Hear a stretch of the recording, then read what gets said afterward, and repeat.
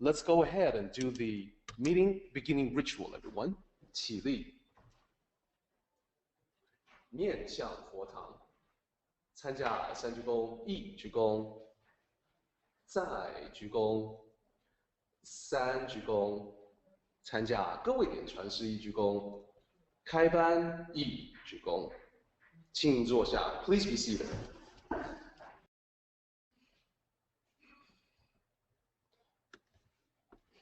So let's proceed to the schedule, and I can talk about the Dao conference that's coming up. Here we go. As you can see, this is today and also the future. This is what's coming. Bringing the clock here. I'll talk about this briefly, and then we'll take a break. The meeting break. So you can tell that April 26th, there's a Dao conference. So there's not going to be an online meeting that day. So people will be coming in. The time for the Dao conference is from 8:30 a.m. to 3:30 p.m. This conference is meant for Dao initiates. So for those of you who have not yet gone through Dao initiation, you can always do that this afternoon, next Sunday.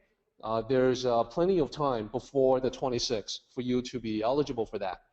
Now, you may be thinking that there will be a cost associated with the Dao conference. Actually, there isn't. So for instance, people may be used to seeing, like, a meeting that's been put together by some of the prominent authors in the spiritual genre. Usually those are not cheap at all. We're talking usually several $100s to attend those presentations. And it's like, to me, that's not really where the Dao cultivation is at. The Great Truth has no price tag associated with it.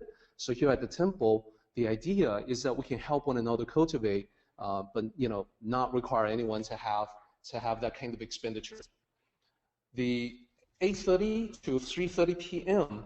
Dao conference is open to all initiates, and the request for people that are planning to attend is number one, to be punctual, to help maintain the dignity of the Dao conference by being there on time, and also by dressing appropriately. That is, to dress neatly and not wear something like slippers, which would take away from that dignified atmosphere that they want to achieve. So those of you who have already been initiated, there is a form that you can fill out. I would ask that you let me know that you plan to attend. I can help you with the form as well. The form, unfortunately, is all in Chinese, so I would probably need to point out what different things are. There's gender, there's birth date, there's address, contact phone number, name, email address, etc. And then there's a place to sign. I would probably need to help you by pointing out what the different places are that you can fill in. So that is the Dao conference that's coming up. Just so everyone knows, I personally will not be here at the temple on that date. Some of you guys already know that I'm working on my next book, so that I'll be spending my time doing that, focusing on the writing. By the time the Dao conference rolls around, I expect to be halfway done, even more than halfway done. So that's it. And notice that beyond the Dao conference, we have a short meeting because of the spring ritual, and then we have another Sunday without a meeting because there's usually a Mother's Day event here at the temple. And then after that, we will have a string of unbroken meetings. And then, as you can see, we're probably going to be talking about 39, 40 at that time, as time goes on. So that is the plan. So if you have any questions about that, please feel free to ask. Those of you that are on the internet, I know many of you are very far away from here. Some of you are in Southern California, so may have an opportunity to join as well. If you want to ask me any questions, you can always just type it into your GoToMeeting software, and I will do my best to respond to your questions. If not this time, then in the next meeting. So for now, it's a little bit past 11:30. We should go ahead and take a 5-minute break, mid-meeting 5-minute break. And when we come back, should be a little bit after 11:35, we'll continue on with our presentation, with my presentation for today.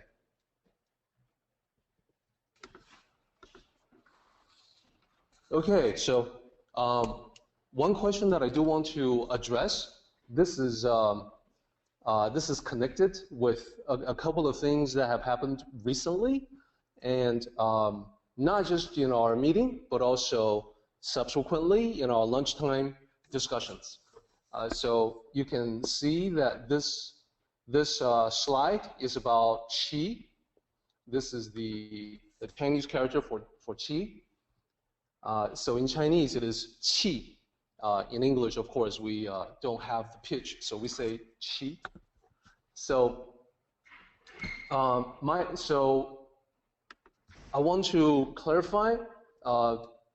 So one of my friends has sent me information about how qi is real and that it can be used for healing, etc. So I want to clarify that I am not someone who dismisses qi completely. I just approach everything in life with healthy skepticism. So that's the reason why I put in this graphic over here. I've traveled widely on business. I've never actually been to Missouri. So in the previous 6 years or so, I've crisscrossed the United States to different cities, different states, basically talking to different companies, different government entities on cloud computing.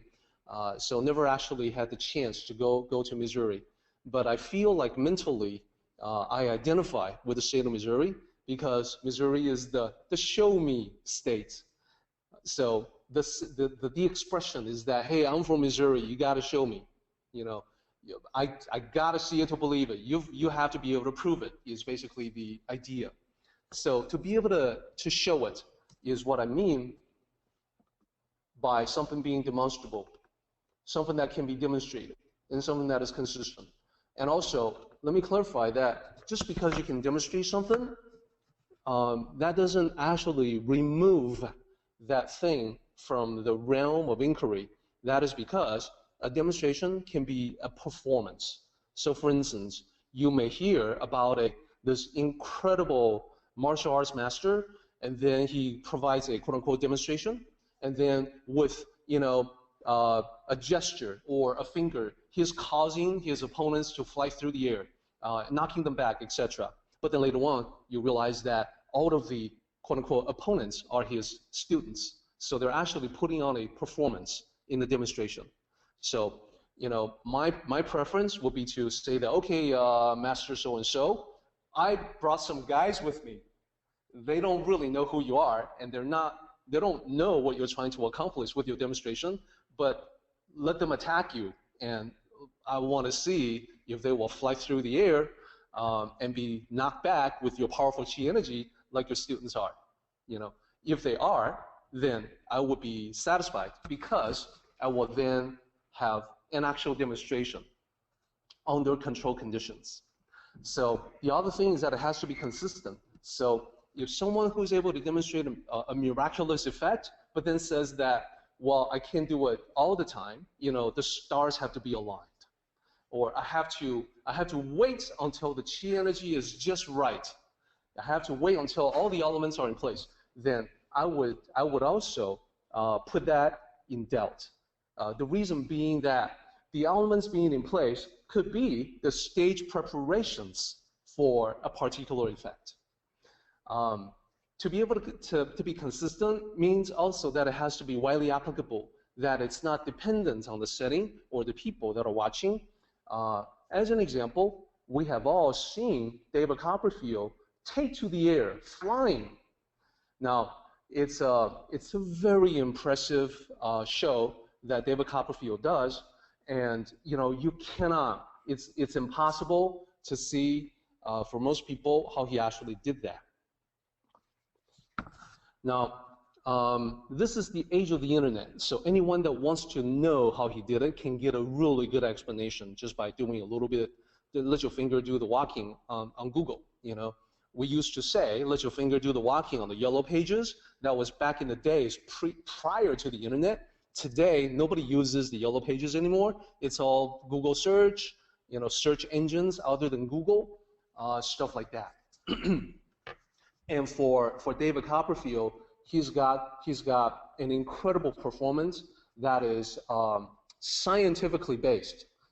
He's got wires that are rated for certain weight levels that are precisely calculated to support him and someone that he is holding in his arms.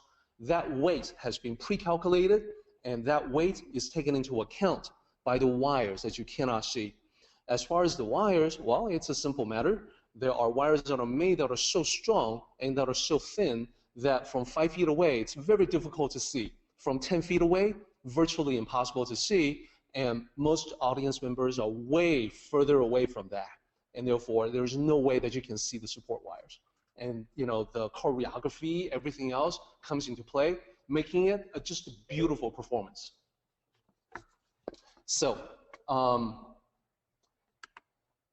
anyhow, in order for me to subscribe to a belief system, I require that it passes the test of healthy skepticism. And therefore, I do believe in some elements of the things that people assume that I already believe. Because I'm associated with the Tao so heavily, people will automatically assume that, oh, you must believe in everything that's associated with that, to which I will say partially.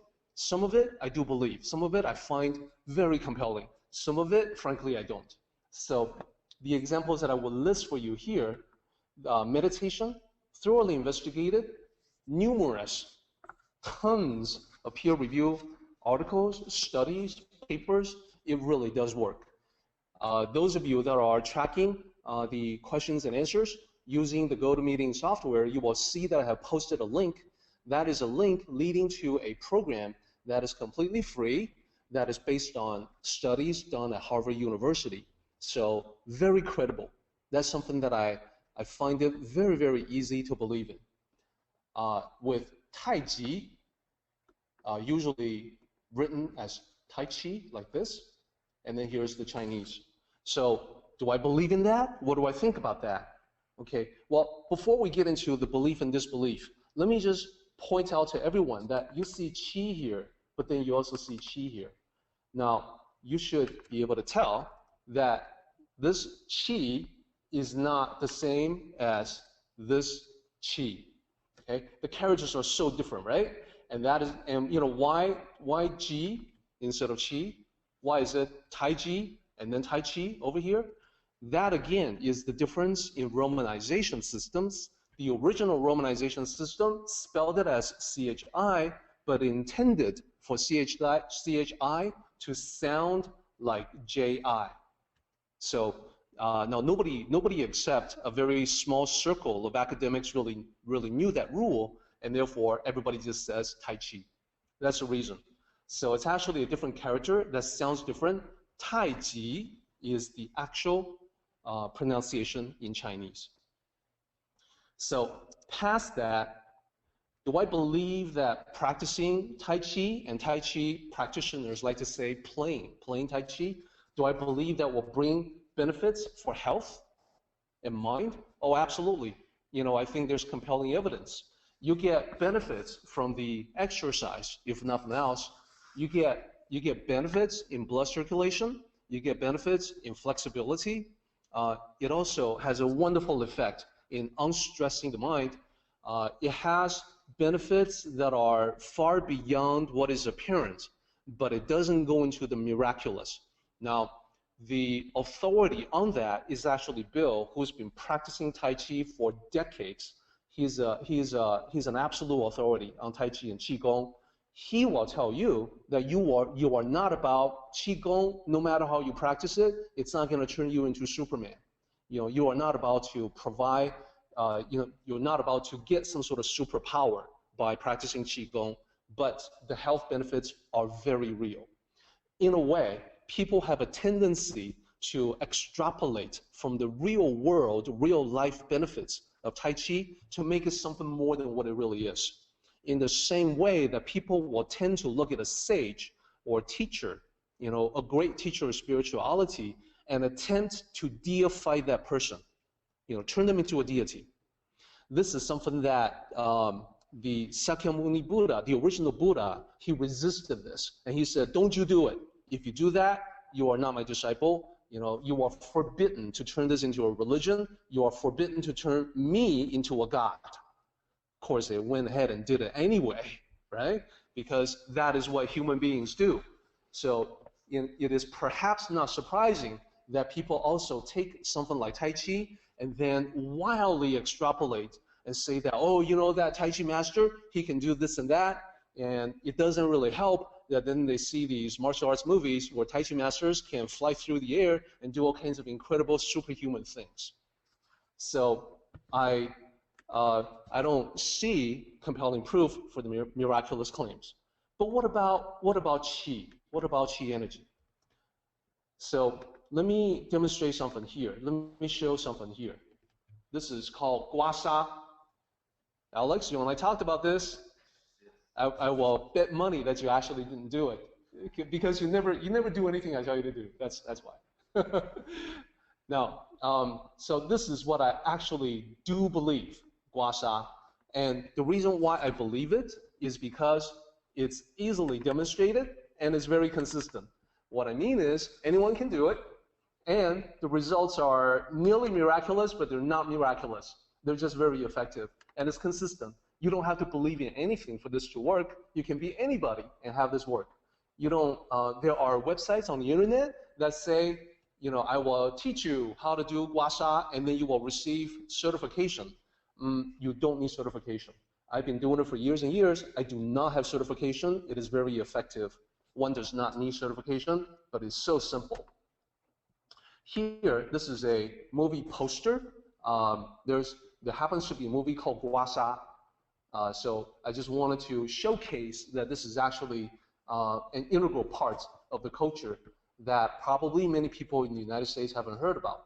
So Gua Sha spelled this way and written this way. And what is it? Well, let me ask you to imagine. Let's just say that we all go on a retreat one day, all of us. And this is like a week-long retreat. And during the week, we sit in meditation. We have hours of silence, for people to begin to disengage from the hustle and the noise of civilization. So they begin to get closer and closer to the tranquil and silent states of the Tao. So it's all good. But then, everybody comes into the Tao retreat with different conditions. And one day someone says, oh, I've got this really horrible headache. I can't participate in the activities because this migraine headache, it's killing me. My head feels like it's about to split apart. Now imagine that I say that, well, there's something we can do about that. And then I ask the person that is afflicted to sit down, expose her neck, and then I bring out some implements. You will see the photos here. I actually don't need most of this. They sell very expensive tools for Gua Sha, like what you see over here. But in fact, all you really need is this. This is a ceramic soup spoon. This is one that's pretty big and has rounded edges, because the rounded edges, that's really good for contact with skin, for scraping with the skin. Then all you really need is some sort of ointment. So just use a spoon and any ointment. Here you've got Vicks Vapor Rub. That works really well for me, but for beginners, probably something like KY Jelly will be even better, because it doesn't have any menthol. It won't irritate anything. So if you want to start with something like that, that's simple and neutral. So then all I do is that I use a lot of that ointment, and then I work the spoon up and down. This redness shows up. It looks super scary. It looks like she is really suffering, like in pain, being tortured maybe. But actually, at the moments that this is done, she's going to be like, oh, that feels good. Oh, my pain is gone. Okay, it's like a massage. It feels great. So this comes out, and if I persist for about half an hour, causing the redness to show up like this, I can guarantee that her headache is gonna be gone. Gonna be gone or substantially reduced to the point where she's functional again. Faster than Tylenol, better than Advil, aspirin, anything else you can name. This is better than that, more effective than that. What's that? And no side effects.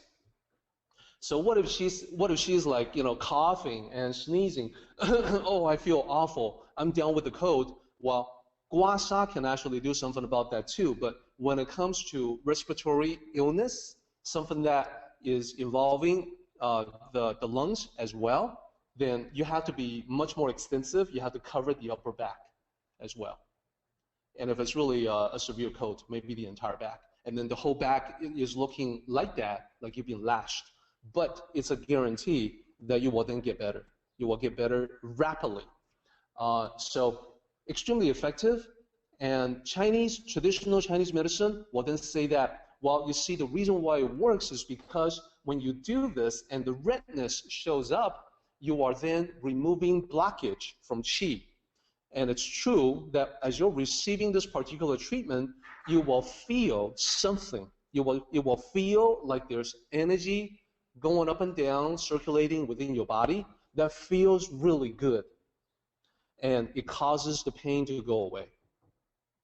So does that mean qi is real? Well, I can see how people could assume that. And having experienced it myself, I would not be very hasty to dismiss that it's a true thing. Now, someone else from a traditional Western medical perspective may say that, well, you see, that's stagnant blood that's coming out to the surface, and you are improving microcirculation, allowing the blood to flow freely and to carry away the toxins. Okay, fine. As long as it works and takes away the pain and the illness, I'm all for it. If you want to explain it in terms of qi or in terms of a Western medical understanding, that's cool. I'll go with it either way. So anyone that wants to try this, you see how simple it is. Most people have some sort of KY jelly or some sort of ointment lying around. Most people have some kind of ceramic soup spoon lying around, and therefore you can easily do it. As far as how to do it, there's plenty of information on the internet. There's YouTube videos that will show you the motions that you need to practice. So next time you or a loved one is having problems, you can use this technique. If it's something like a headache, you could actually help yourself because your neck area is a place where you can reach. If it's a flu, a cold, other kinds of illness that require more attention, you may need someone to help you on your back. But either way, it's extremely effective. All it really requires is about half an hour of persistence. So you don't really have an excuse to not do it if you have a serious problem, Alex. So I'm just joking, I'm joking. So I want to encourage everyone to look into it. This is really cool. It's a very effective part that involves explanations of traditional Chinese medicine.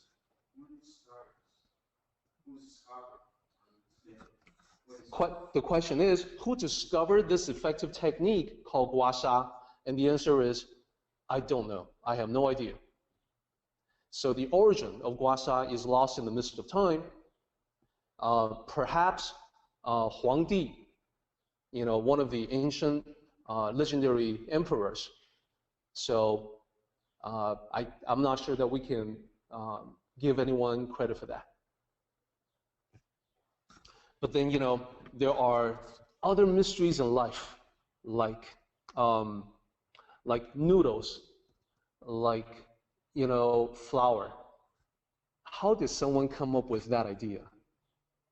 How did someone come up with the idea that you can, grind up grain in powder form and mix it with water, apply heat, and then later on, at some point later, you've got dumplings, you've got all kinds of things that you can make with flour. That's kind of amazing if you think about it. If you never knew what that was, if you never knew that this was possible, how would you even go about discovering that? Kind of amazing. So the only explanation is that aliens must have come in UFOs to teach that to mankind.